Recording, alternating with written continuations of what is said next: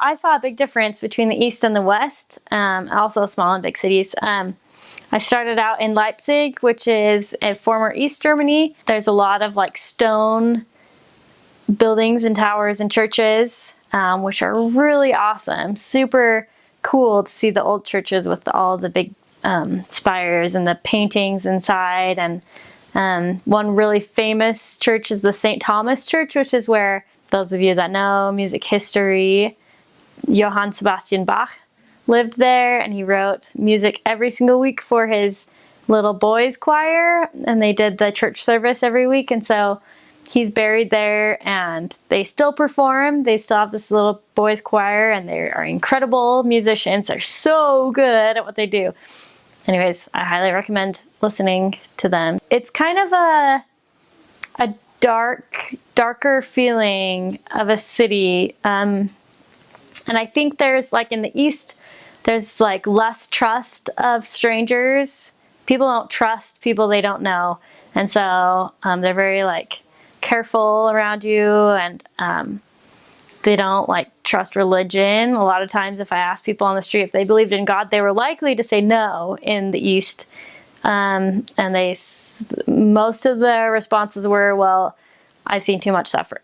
How could God let so much happen that's, makes people suffer? So that's what I saw in like East Germany as far as like believing in God and religion, and like there's just like less color and less friendly things to strangers. Now, on the other hand, West Germany, what used to be West Germany, is required to give lots of money to the East, and so they're building a lot of really big like train stations and big infrastructure buildings and museums and rebuilding churches, and so it's making the East a lot nicer, because it was kind of run down and it was a little bit old and scarred by war. But they're doing a lot of rebuilding, and so that's really nice for the East Germans. And I think they're hardworking people, so they're recovering just fine, but it just felt a little bit like less faith. There was a little bit less faith in religion and more like, I only trust in myself, like you can only trust yourself in this world type of feeling. My experiences in the West, I was in smaller cities in the West, and it was beautiful. Basically everywhere in Germany, actually, there's a lot of like public transportation in the form of like streetcars and buses. And so there's a lot of like pedestrians and like cobblestone streets. Like you actually walk almost everywhere, and you just walk on like the stone streets or like the cobblestone streets, and it's super cute and you feel awesome. You just feel really cool. East Germany is very, very different than West Germany. Western Germans are generally more friendly and more open, more willing to talk to you. Eastern Germans are still very, very cautious as a result of the DDR, their time when they were in the Eastern Bloc. So they're very, very cautious. Family is important all the way around in Germany. It really is. Education is probably the most important thing, or one of the most important things, and manners, being polite. So just showing that you are an educated, intelligent person that is willing to talk to people and to understand other things and willing to learn. It's a very, very big deal there.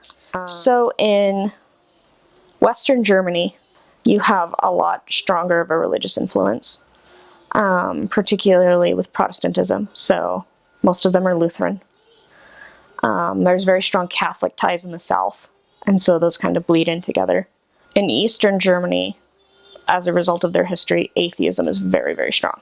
Many Eastern Germans don't have a religious belief, and whether they believe that there's no God or that there's some higher power kind of changes, so they go between atheist and agnostic. There's also a really strong belief, I've learned it's kind of all over Germany, that God is everywhere. God is in nature, God is in everything we do, God is in other people. And so in this belief, going to any sort of organized religion doesn't really make a difference because God is everywhere.